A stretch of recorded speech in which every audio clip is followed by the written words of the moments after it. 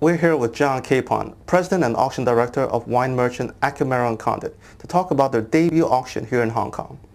Thanks for joining us, John. Tell us why you bring this auction to Hong Kong. Well, over the past couple of years, more and more of our business has been going to Asian collectors.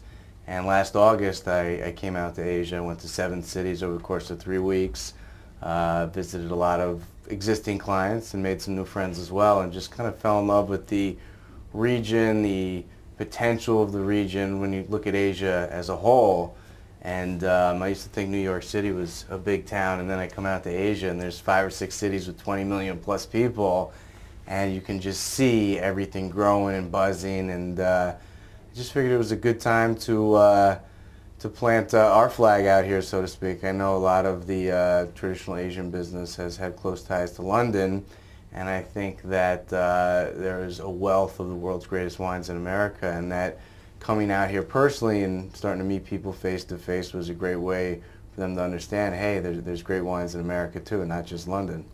Was the fact that the government decided to scrap the wine duties a factor in you bringing the auction here to Hong Kong? Well, we had already planned on coming. The cake was in the oven, so to speak, and that the announcement of no tax was the icing on the cake.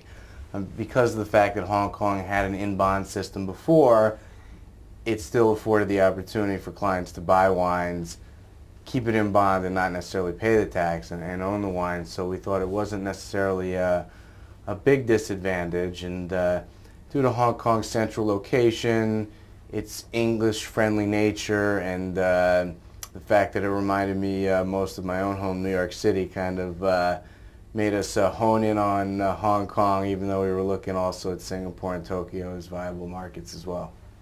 How is your auction different from, say, some of the auctions that were held here earlier this year or 10 years ago? You have a specific format that you do.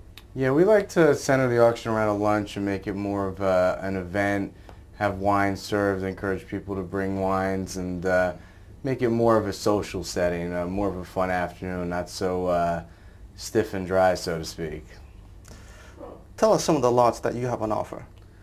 Well, the lot of the sale is the original wooden case of 12 bottles of 1990 Romanée-Conti by Domaine de la Romanée-Conti, the world's most expensive wine. And this case is incredibly rare. I think they only made 3 or 4, it was relayed to me, of these 12-bottle OWCs. And they don't even make 12-bottle OWCs anymore. They only make 3-packs now, as demand has gotten so great for the wine. And I mean, that case could go, you know, 1.5 or 2 million Hong Kong dollars. And you know, we're also donating our proceeds on that specific lot to Habitat for Humanity to help rebuild some of the people affected by the earthquake that have been made homeless in the recent disasters. So, which is something nice and helps us feel more part of the community here. Have you got any favorites among the lots?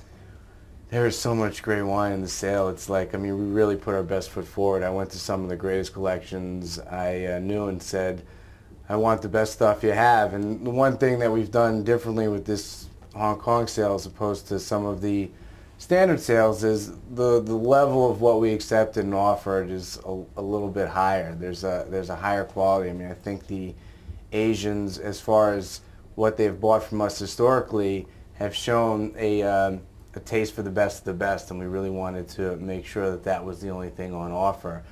I tend to drink a lot of great wine. I love all of God's creatures, so to speak, and I am partial. It's tough to argue with the notion that Domaine de la Romanée-Conti is the greatest producer on earth, and certainly the RCs and the La Tâches and some of those wines should belong in any serious cellar.